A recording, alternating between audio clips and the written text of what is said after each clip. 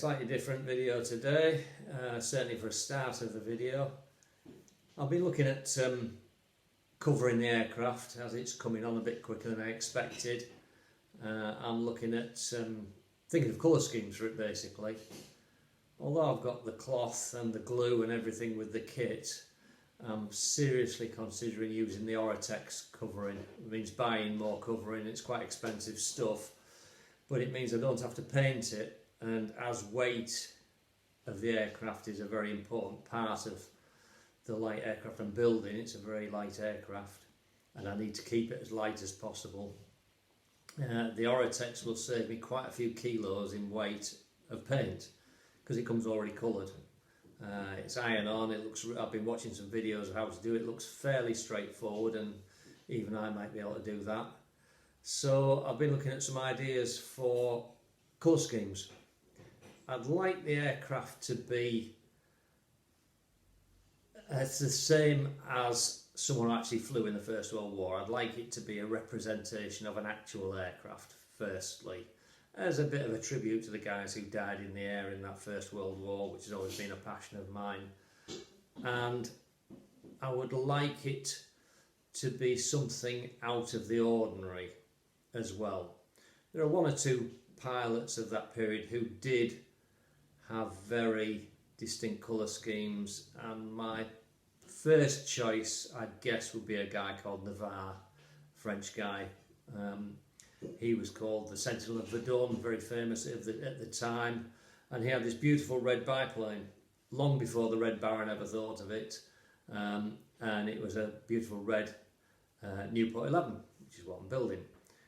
The red is the problem. Much as I like it, I like the scheme, it looks good, it suits the aeroplane.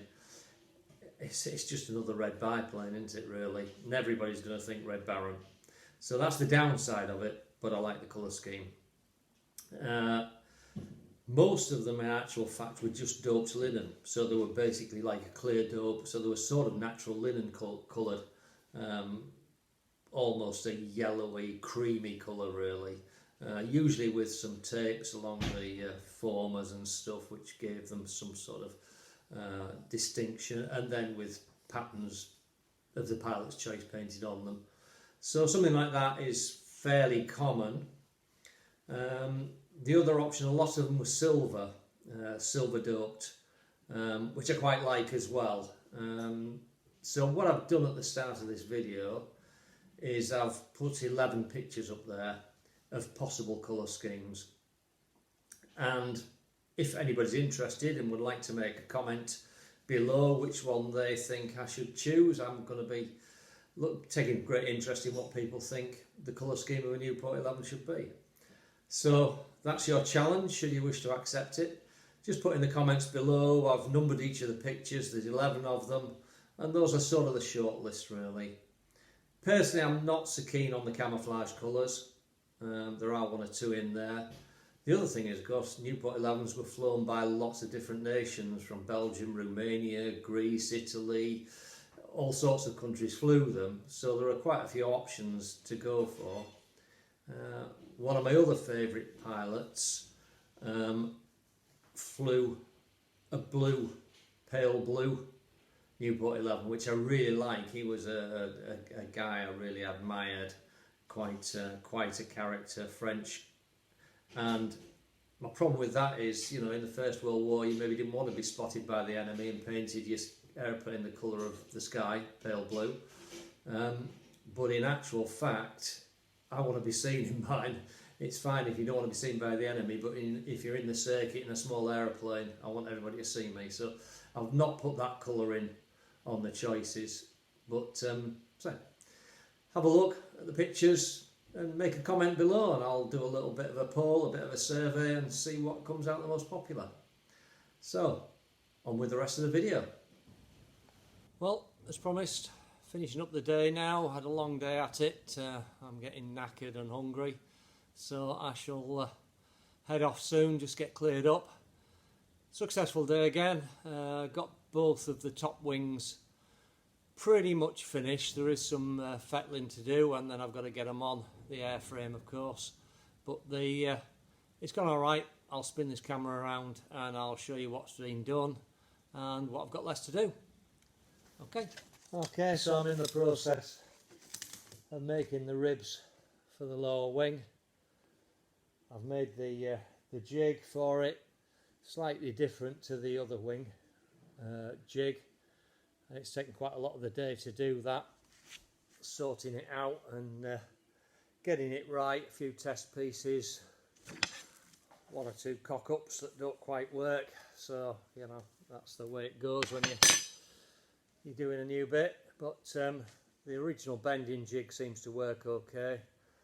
The bottom rib is pretty much straight, so that's not a problem. It took me a little while to work that out.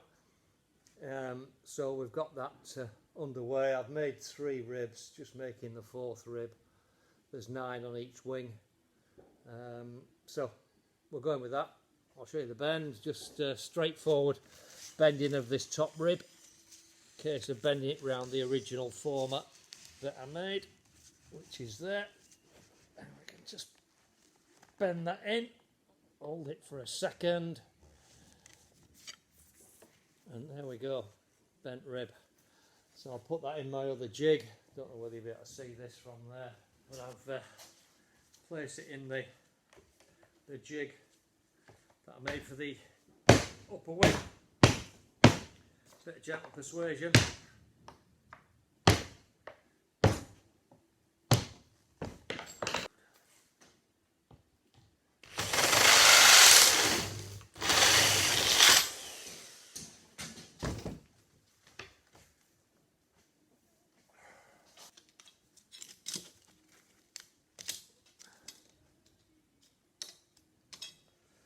So cut it to length.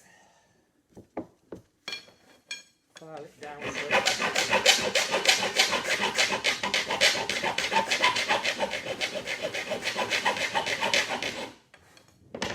fits the trailing edge. Might take a few attempts. We're not far off.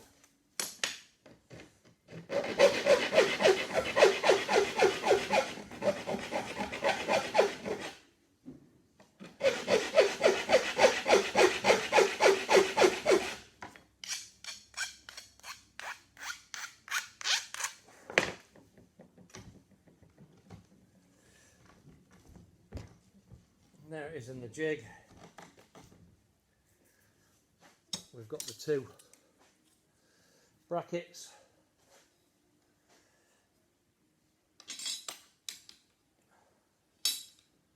One for the rear, one for the front. That's the front one in. Rear one going in now.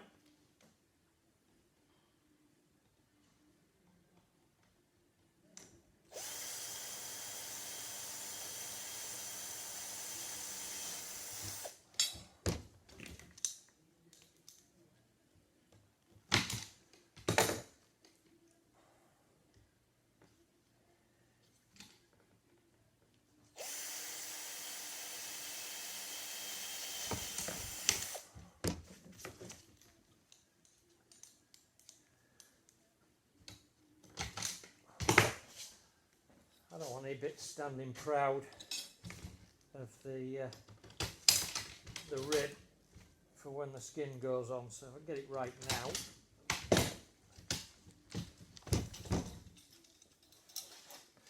And there we have a lower wing rib. As you can see, they're a lot smaller than the upper wings, lot smaller ribs. So that's number 4 for the for one wing. Don't even know which wing I'm doing at the minute because they're all the same. The ribs, just the last one on each side will be slightly different. But yeah, that's the process. Slow going, but we're getting there. Okay, I'm going to call it a day for now. I've had enough today. Sometimes you've got to decide when the right time to stop is, and I've decided now's the time. There's my bending jig that you've seen before. There's the low wing rib former to put them all together on, and there's the cutting jig, which was from the previous wing as well. You can see the difference in the size of the wings, the chord of the wings. That's the low wing there, and that much bigger one there is the upper wing. So that's what makes it a sesquiplane rather than a biplane. So I've made 6 ribs. I've got to go 9 ribs on each wing. So there's 5 of them there and 1 of them at the top. I've got to put 3 more on the other side of that strut holder there. And I've got a problem, discovered another problem, is that when I open these, it's showing in the pack 18 top and 10 lower surface ribs. Unfortunately, when I counted them up, there was only 20 ribs, so I'm 8 short, 20 pieces, so I'm going to have to get in touch with Paul again and see if I can get hold of the other 8 pieces. I don't have any spare. The 2 that you see there, those are for the wingtip bows, for bending into the wingtips. And I've got no other bit spare. I've had a good check around, can't find anything. So, and it did say, I think that's 18 and 10. That's 28, which would be right. There's 9 on each. 2 9s are 18. That's the top for the top. I don't quite get that. I'll have to look into that, because that doesn't work out, does it? That's, in fact, I can't tell whether that's 13 or 18. Not sure. 23 anyway. There's only 20, whatever. So that's not going to be correct. But we shall look into that again. And like I say, calling it a day today. That's enough. Right, so here we are again. Come to a bit of a halt today. I'm waiting for those pieces of tubing that are missing. There's 10 pieces of tubing to make the lower ribs, so I'm sort of just pottering a bit today, do a few bits. Got to work tomorrow again, so I'm not going to get in probably till for a couple of days, so I may have the new wing rib bits by then, but Paul hasn't got back to me yet. So I'm just looking at other little jobs. I've done the wing tips, which I'll show you in a second. I've been looking into this tail wheel, which I really don't like. Come up with some ideas, did a few little sketches of what I thought might work, and I'll show you that as well. The other thing I thought I might do was go back to the upper wing and cut those aileron to length. Looking at, I looked a bit further forward through the plans, and the vertical attachment to the stick has a kink in it anyway, so you've got to bend it to shape. So I figure if I get them both equal on the wings, it should be both equal at the other end anyway. So I'll show you my thoughts on that as well. So here it is for today. Right, so these are the wingtip bows I've made. You can see there, they've got to be cut off where the blue line is, just here, and that will then cut off there with a plate across there, similar to this sort of thing here, and they will attach to the edge, the wing edging there. You can see they're just clecoed in place at the minute.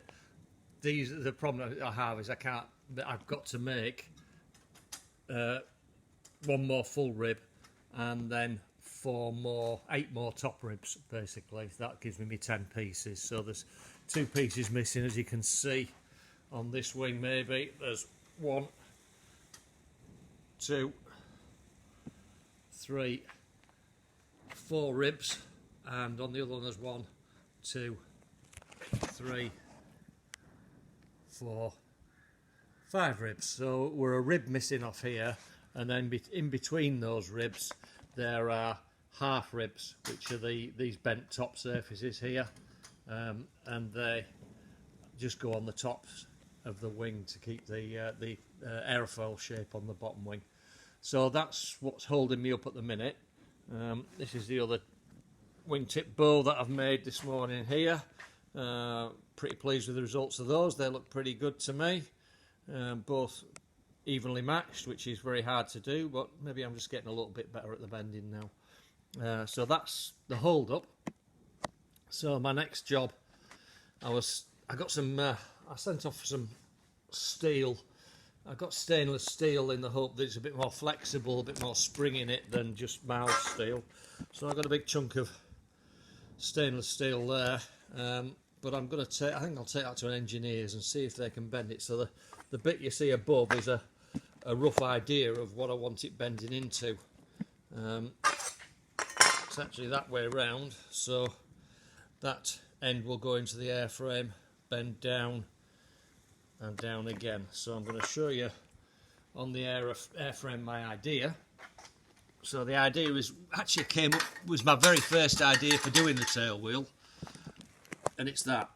So that's how it would go, bolted through the centre there. It brings the tail wheel back inside the fuselage. The original aircraft had a tail skid, and it was mounted much further forward on the airframe, somewhere around here, if not further forward. So that was just a skid, of course, no wheels. So if I bring this back a little bit, it'll make it a little bit more like the original. But that, to me, that looks all right, because I can just use this tail wheel that I've got through there. Hopefully that's the plan. Get rid of, I have to chop this chunk off here, which is what I nearly did anyway. Get rid of all that.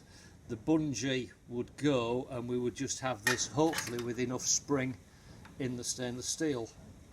What I don't know is how to bend. Obviously that's a very crude bend there, but if I get it done at an engineering place, hopefully they would probably about an inch radius bend there, I would guess, if not more, and maybe an inch radius there, to get, and I'm hoping that would give a certain amount of spring for a tail wheel to go on the bottom there.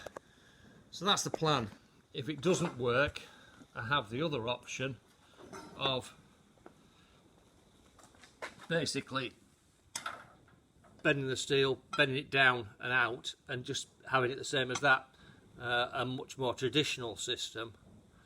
But it's quite heavy steel. I didn't want to go too light and too weak, so it's 5mm steel. I've had a look around the aircraft in the hangar, and some of them are a lot thicker than that, but then again they're slightly heavier aircraft, so but they're also sort of narrower gauge, so that's a 50mm by 5mm chunk of stainless steel. So that's my thoughts. I just think I'd get more spring doing that, providing it doesn't weaken the steel at the bends. You know, if it's going to be constantly up and down bending, I might get fatigued and split. I don't know, it's something I'll have to keep an eye on. But obviously I'm in unknown territory, making it up as I go along. So that's my thought on that. I'll go to a local engineer with a bit of luck and have a word with them, see what they think. If that's not a feasible thing, then we'll go back to the drawing board. But I'll do that before they bend that. I can just get another piece of steel. It wasn't that expensive, but it was a nice. I quite like that idea. I just think it's going to give me much more spring with that shape. So that's my thought with them. The other bit I mentioned was the aileron bell cranks, which are up there. I think I'll take one of those wings off, check the plan length and get them cut, and probably get them riveted in today, and then that's that done. Then I don't need to worry about it. So that's my plan for the rest of the day. We'll see how it goes.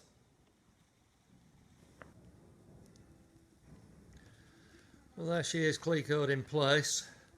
Needs to be riveted. I think I'm probably going to need the big rivets on there. I haven't checked yet. I can't find anywhere where it tells me, to be honest, but I'll put big rivets in anyway. I've got some good long big rivets to give it some strength, because that's where all the torque on that torque tube is going to go through.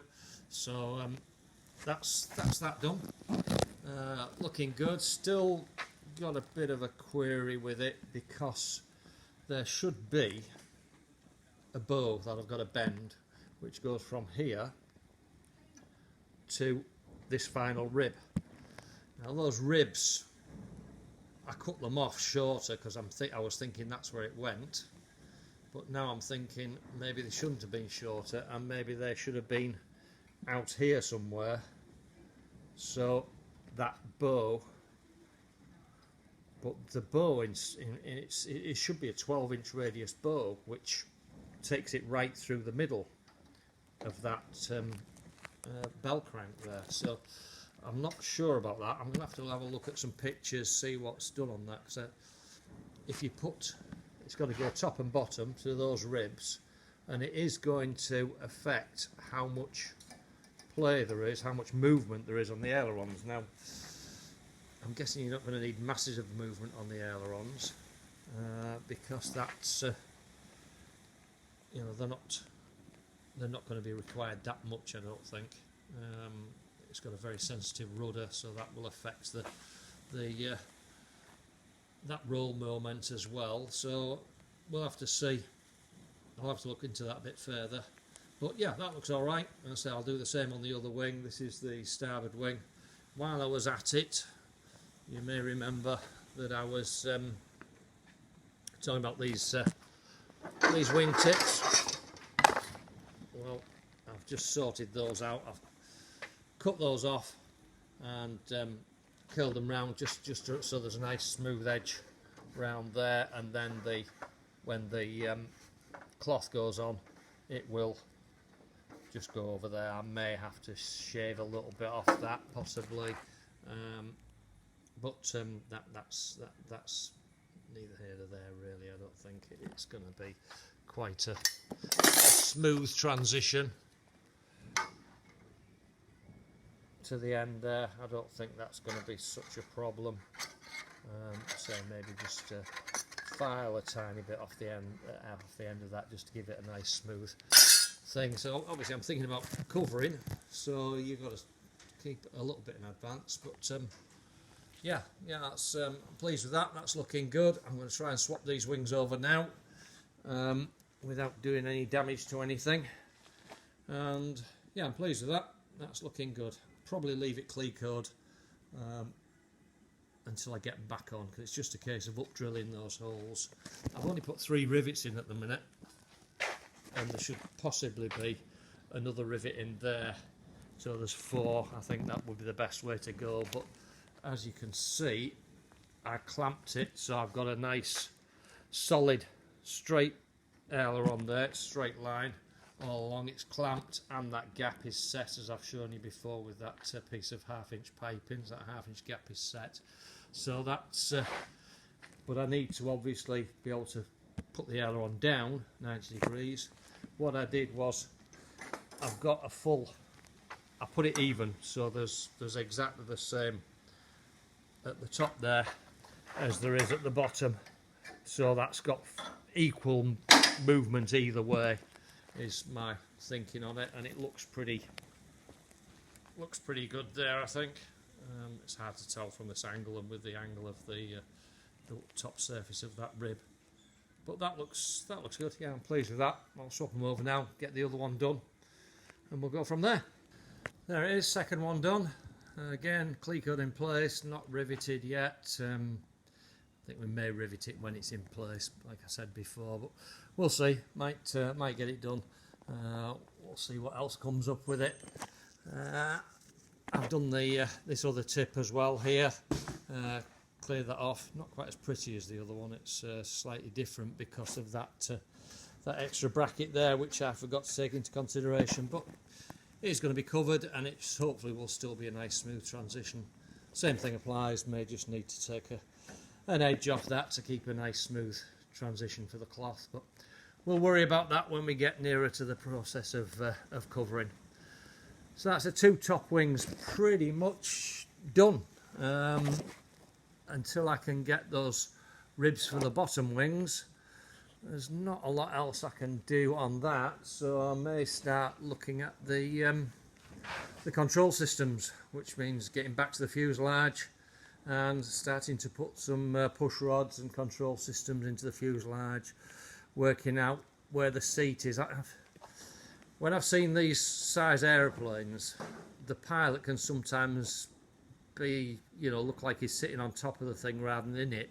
So I need to be able to I want to be just about neck height in the fuselage to give it some proportion, otherwise it looks a bit odd. I'm fairly tall, but just under 6 foot, 6-foot-ish, whatever. But I need to have a decent size cockpit combing basically, so I don't look like I'm sat on top of the aeroplane rather than in it. So that's one of my considerations, which may mean having some adjustments to the control push rods, because they go under the seat, and I want the seat as low as I possibly can and build up the turtle deck, which will go along the top there, as high as I feasibly can to make it look in proportion. It was a small aeroplane anyway, so just the pilots weren't as big as they are these days, shall we say. But again, that's for the future. Worry about that when we get to it, and we'll adjust and play as we need. That's it for today. Heading off. It's throwing it down with rain outside, so I'll head off. Got a delivery to do for work, and then I'm away home, out to a party tonight. Rock on.